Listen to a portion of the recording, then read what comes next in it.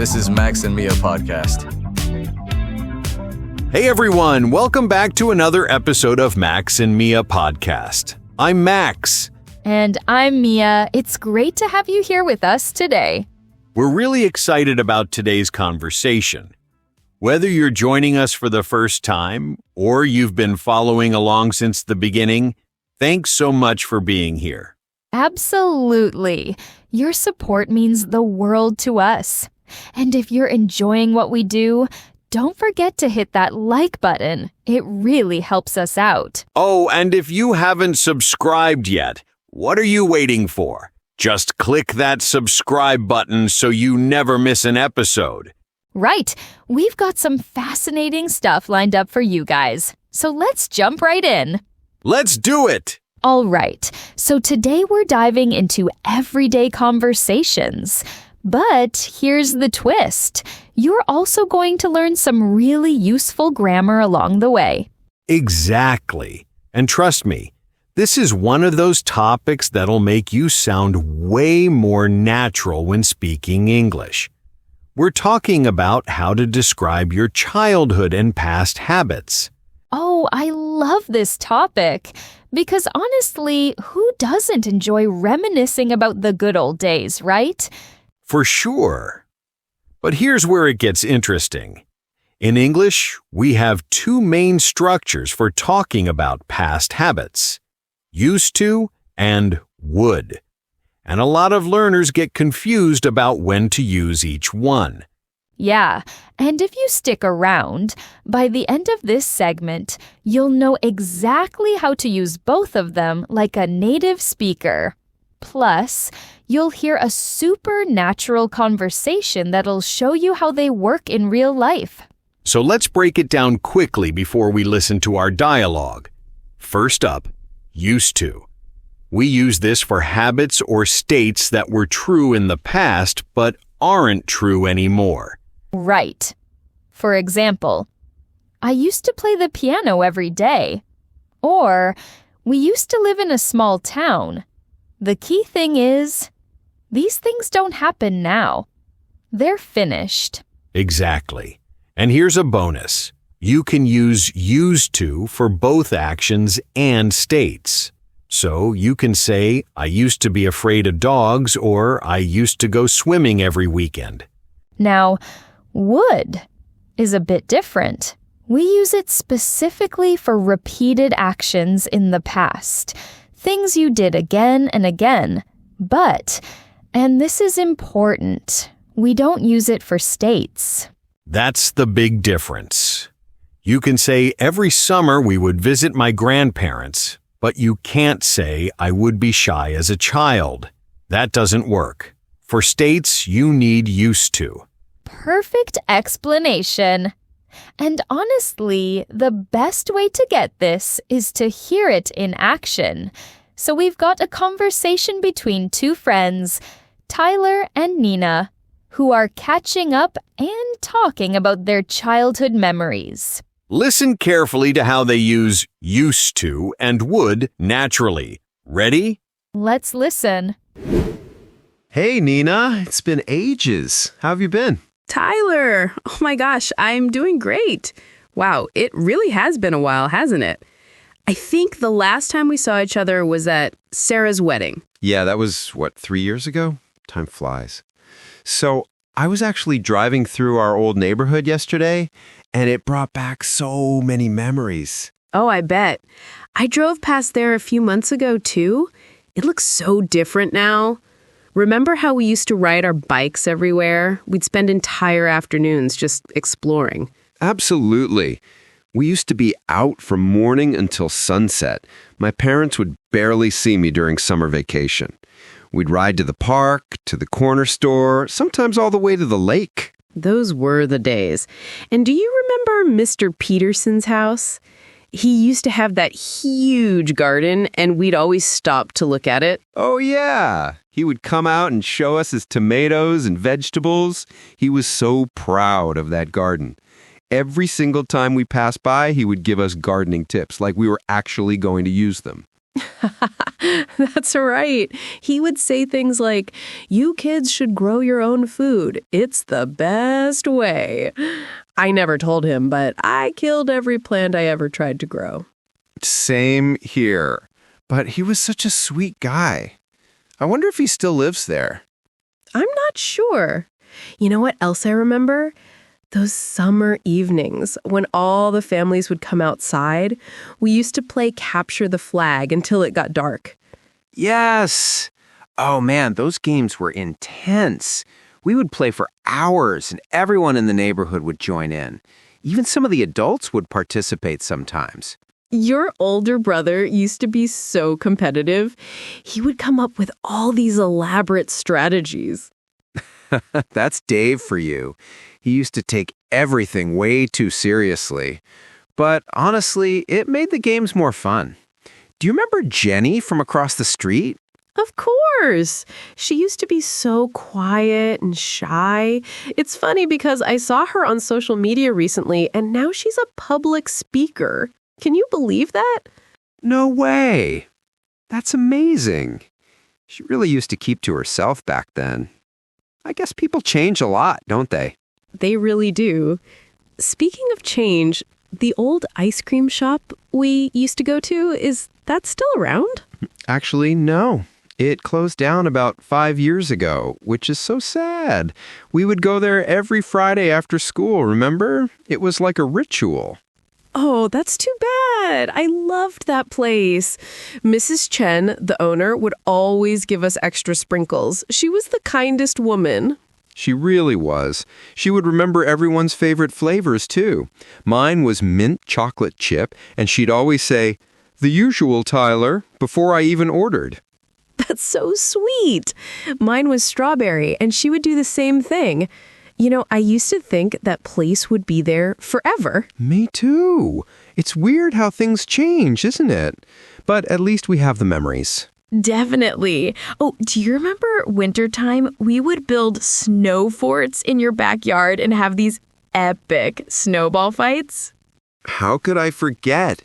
We would spend hours constructing those forts, making them as tall as possible. And then we'd stock up on snowballs like we were preparing for battle. And your mom would bring us hot chocolate afterward. She would make it from scratch with real chocolate, not the powdered mix. She still does that, actually. Some things never change. She would add cinnamon and a bit of vanilla. It was the best. That sounds delicious. Your family home used to be like the neighborhood hangout spot. Everyone would gather there. Yeah, my parents loved having everyone over. They would host barbecues in the summer, and the whole street would show up. Those were such good times. They really were. I miss how simple everything used to be back then. No smartphones, no social media. We would just be present, you know? Exactly. We would actually talk to each other face to face and play outside. Kids today don't know what they're missing. Well, at least we got to experience it. We're lucky in that way. We really are. Hey, we should get together more often and not wait another 3 years. I'd love that. Let's make it happen. Wow, that was such a nice trip down memory lane. Tyler and Nina really captured that nostalgic feeling, didn't they? They absolutely did. And did you catch all those examples of used to and would? They were using them so naturally throughout the conversation. Exactly. Like when Nina said, "We used to ride our bikes everywhere." That's a habit that doesn't happen anymore. And then Tyler mentioned how Mr. Peterson would come out and show us his tomatoes. That repeated action in the past. Perfect examples. And I loved how they talked about how people and places change over time. It's something we can all relate to. For sure. Now, speaking of things we can all relate to, let's move on to our next conversation. This one's a bit different. Oh, yes. This time we're listening to a customer service call. And before you think boring, trust me, this is super useful. Definitely. Because in this conversation, you're going to hear tons of connectors, those linking words that make your English sound more sophisticated and fluent. Right.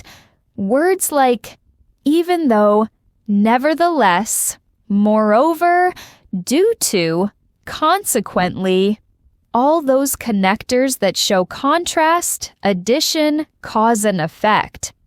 And here's why this matters. If you want to sound more advanced in English, especially at a B2 level, you need to use these connectors naturally. They make your speech flow better and show the relationship between your ideas. Exactly. So in this conversation, we have Marcus, a customer service operator, and Lauren, a customer who's having an issue with her order. Listen to how they use connectors to explain situations, show contrast, and work through the problem. All right, let's listen to Marcus and Lauren. Good afternoon. Thank you for calling Tech Hub Solutions. My name is Marcus. How may I assist you today? Hi, Marcus. My name is Lauren Mitchell. I'm calling because I ordered a laptop 3 weeks ago, and even though I paid for express shipping, it still hasn't arrived. I'm really sorry to hear that, Lauren. I completely understand your frustration. Let me pull up your account right away. Could you please provide me with your order number? Sure, it's TH459287. Perfect, thank you. Okay, I've got your order here. I can see that you placed it on November 18th, and you're absolutely right. You did pay for express shipping, which should have arrived within 5 business days. Nevertheless, I'm showing that the package is still in transit. That's exactly the problem. Moreover, I needed this laptop for a presentation I have next week. Due to this delay, I've had to borrow a colleague's computer, which has been really inconvenient. I can imagine how stressful that must be, especially with an important presentation coming up. Let me investigate this further for you. According to our system, the package left our warehouse on time. However, it appears there was a delay at the sorting facility due to unexpected weather conditions in the Midwest. I understand that weather can cause issues. Nevertheless, I wasn't notified about any delay. I've been checking my email constantly, and I haven't received a single update. You're absolutely right, and I sincerely apologize for that. We should have sent you a notification. In fact, our policy requires us to inform customers of any significant delays. Consequently, I'm going to look into why that communication didn't reach you. I appreciate that. Furthermore, I'm concerned because the tracking information hasn't been updated in over a week. The last update shows it was in Chicago, and that's it. I see what you mean. That is concerning. Let me contact our shipping partner directly while you're on the line. Even though it might take a few minutes, I want to get you accurate information rather than just guessing. Okay, I can wait. Thank you for taking the time to do that. Of course. Please bear with me for just a moment. All right, Lauren, I've just spoken with our shipping partner, so here's what happened. The package was indeed delayed in Chicago due to severe storms. Moreover, there was a secondary issue.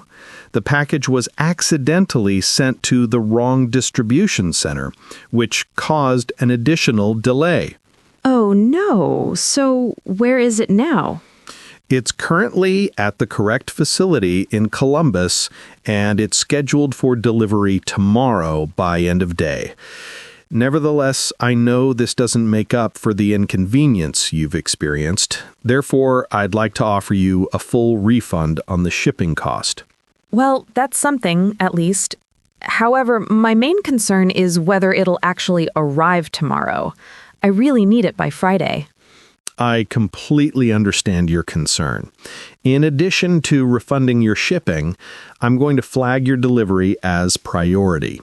Consequently, you'll receive a phone call from the delivery driver before they arrive, so you can make sure someone's there to receive it. That would be helpful, but what happens if it doesn't arrive tomorrow? I mean, given everything that's already gone wrong, I'm a bit skeptical. That's totally understandable. Although we're confident it will arrive tomorrow, I want to give you a backup plan. If for any reason it doesn't arrive by end of day tomorrow, I'll personally authorize an emergency shipment of the same laptop model from our nearest store to your location. Furthermore, we'll upgrade it to same-day delivery at no charge. Really? That would actually give me some peace of mind. Absolutely. Moreover, I'm going to give you my direct extension, so you don't have to go through the main line again. If anything comes up, you can reach me directly. In addition, I'll send you an email within the next hour summarizing everything we've discussed and including the tracking information with the priority status. Okay, that sounds much better. I appreciate you taking this seriously. Even though I'm frustrated with the situation, you've been really helpful. Thank you for saying that, Lauren. I know this has been a frustrating experience. However, I want to make sure we turn this around for you. Due to all these issues, I'm also adding a 15% discount code to your account that you can use on your next purchase. Oh, that's generous. Thank you. So, just to confirm, the laptop should arrive tomorrow. You'll refund the shipping cost. And if it doesn't arrive, you'll send a replacement with same-day delivery. Exactly right. Furthermore, you'll have my direct number and a confirmation email. Consequently, you'll have multiple ways to reach me if you need anything else. All right. I feel much better about this now. Despite the initial problems, I appreciate how thoroughly you've handled this. I'm glad I could help. Is there anything else I can assist you with today? No, I think that covers everything. Thanks again, Marcus. You're very welcome, Lauren. We truly apologize for the inconvenience. Nevertheless, we're committed to making this right. Have a great rest of your day and good luck with your presentation. Thank you. Goodbye. Goodbye. Okay. That was a masterclass in customer service. Marcus really knew how to handle that situation professionally. Absolutely. And did you notice all those connectors? Nevertheless, moreover, consequently, they made the conversation flow so smoothly and helped connect all the ideas. Exactly. Those linking words are what separate intermediate speakers from advanced ones. They show clear relationships between thoughts and make everything sound more polished. For sure. Now, let's move on to our final conversation of the day. And this one is really exciting because it's super practical. Oh, yes. So here's a question for you, our listeners. Imagine you're talking to a foreigner, someone who's visiting your country or your city for the first time. Could you describe your city well? Could you tell them about the beautiful places to visit, the best restaurants, the typical food, the local attractions? Right. Because this is something that happens all the time in real life. You meet someone from another country and they ask, "So, what's your city like? What should I do there? Where should I eat?" And if you can't describe your hometown confidently in English, you're missing out on some great conversations. Plus, this scenario is perfect for practicing something really important grammatically. Exactly. We're talking about relative clauses. Those are the structures we use with words like who, which, that, and where to give more information about people, places, and things. Right. For example, that's the restaurant where I had my first date. Or, this is the park which has the best views in the city. Or, she's the chef who makes the most amazing pasta.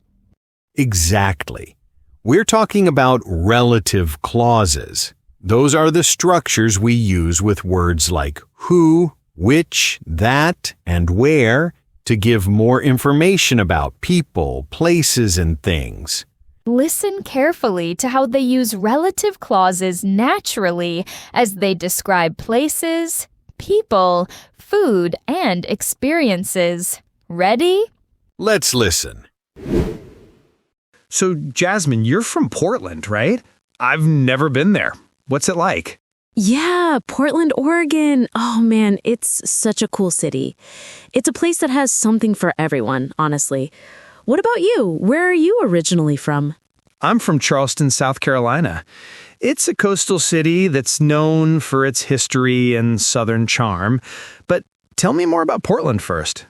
Okay, so Portland is a city which is famous for its coffee culture and food scene. We have these amazing food carts that serve cuisine from all over the world. There's this one cart that makes Vietnamese banh mi sandwiches, and it's literally the best thing I've ever tasted. That sounds incredible. Is it the kind of city where you need a car, or can you walk around? That's the great thing about it. Portland is very walkable, and we have an excellent public transportation system, which includes buses, light rail, and even a streetcar. Plus, it's a city where biking is huge. You'll see people who commute to work on bikes everywhere. That's so different from Charleston. We definitely need cars there. But we have this historic downtown area where you can walk around and see all these beautiful old buildings that date back to the 1700s. Wow, that's amazing.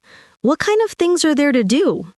Well, there's the Battery, which is this scenic waterfront promenade where people go to walk and enjoy the views of the harbor, and Rainbow Row, which is a series of colorful historic houses that everyone wants to take pictures of. The architecture is just stunning. I love historic places. Are there good restaurants there too? Oh, absolutely. Charleston is a city that takes its food very seriously. We're known for low country cuisine, which is a style of cooking that combines African, French, and Southern influences. There's this restaurant called Hank's Seafood that serves the most amazing she crab soup. She crab soup? I've never heard of that. It's a creamy soup which is made with blue crab meat and crab roe. It's a local delicacy that you absolutely have to try if you visit. What about Portland? What's the food like besides those food carts you mentioned? Oh, we're obsessed with farm-to-table dining. There are so many restaurants that use locally sourced ingredients. And breakfast, Portland has this brunch culture where people wait in line for hours at places that serve creative brunch dishes. There's a restaurant called Screen Door, which makes Southern-style breakfast, ironically enough. Huh, that's funny. So what would you recommend for someone who's visiting Portland for the first time? Definitely Powell's City of Books, which is an independent bookstore that occupies an entire city block. It's a place where you can get lost for hours. And then there's the Japanese Garden, which is considered one of the most authentic Japanese gardens outside of Japan. The peace and tranquility you feel there is just unmatched. That sounds beautiful. Do you have any outdoor activities? Tons. We're really close to Mount Hood, which is a mountain where you can ski in the winter and hike in the summer. And Forest Park is this massive urban forest that has over 80 miles of trails. It's one of the largest urban forests in the United States. That's incredible. Charleston is more about beaches and water activities. We have Foley Beach, which is a laid-back beach town that's only about 20 minutes from downtown. It's where locals go to surf and relax. Oh, I love beach towns. What's the vibe like there? Super chill. There are these beach bars where you can sit and watch the sunset while eating fresh oysters. And if you're into wildlife, there's the whole coastal ecosystem that you can explore. We have dolphins that you can see from the beach pretty regularly. Dolphins? That's so cool. We don't have beaches in Portland, but we do have the Columbia River Gorge, which is this stunning area where you can see waterfalls everywhere. Multnomah Falls is the one that everyone goes to see. It's over 600 feet tall. I've seen pictures of that. It looks absolutely spectacular. What about the people? What's the culture like in Portland? Portland is a city that has a very creative and quirky culture. There's the slogan, "Keep Portland Weird," which pretty much sums it up. You'll see people who express themselves in really unique ways, lots of street art, independent businesses, and a strong focus on sustainability. That sounds really fun and progressive. Charleston is more traditional, but in a charming way. The people there are incredibly friendly, true Southern hospitality. There are these traditions that have been passed down for generations, like sweetgrass basket weaving, which is an art form that comes from the Gullah culture. I love that there's so much history and cultural heritage there. Do you miss it? I do sometimes, especially the food and the warm weather. But I also love experiencing new places. What about you? Do you miss Portland? All the time, especially the coffee shops where I used to study and the sense of community. There's this farmers market that happens every Saturday where you can get fresh produce, artisan goods, and just hang out with neighbors. That's something I really miss. That sounds wonderful. You know, talking about our hometowns makes me want to visit Portland. And I definitely need to get to Charleston. We should plan trips. Absolutely. And when you come to Charleston, I'll take you to all the places that I just told you about. Deal. And I'll do the same for you in Portland. There's a coffee roastery that makes the best espresso you'll ever have. I'll take you there first thing. Perfect. I can't wait. I love how Ethan and Jasmine made their cities come alive with those descriptions.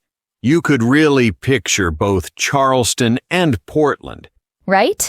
And all those relative clauses. The restaurant which makes, the place where you can, people who commute. They made everything so much more detailed and interesting. Exactly. That's the power of using these structures naturally. Your descriptions become richer and you sound way more fluent. So there you have it, everyone. 3 real-world conversations packed with practical grammar that you can start using right away. We covered past habits with used to and would, connectors that link your ideas smoothly, and relative clauses to describe people and places. That's a lot of valuable stuff in one episode. And here's the thing. Don't feel like you need to master everything at once. Pick one structure that resonated with you today and start practicing it in your daily conversations. Exactly. Maybe start describing your hometown to a friend, or talk about your childhood memories, or even practice explaining a problem using those connectors. Small steps lead to big progress. We really hope you found this episode useful. If you did, go ahead and hit that like button. It helps us reach more English learners like you. And drop a comment below. Tell us which conversation was your favorite, or share something interesting about your own city. We actually read all your comments, and we love hearing from you. Oh, and if you haven't subscribed yet, now's the perfect time. We release new episodes regularly with more practical English conversations and grammar tips. All right, that's all for today's episode. Thanks so much for hanging out with us. We'll catch you in the next one. Until then, practice what you've learned and have fun with your English. See you next time. Bye, everyone.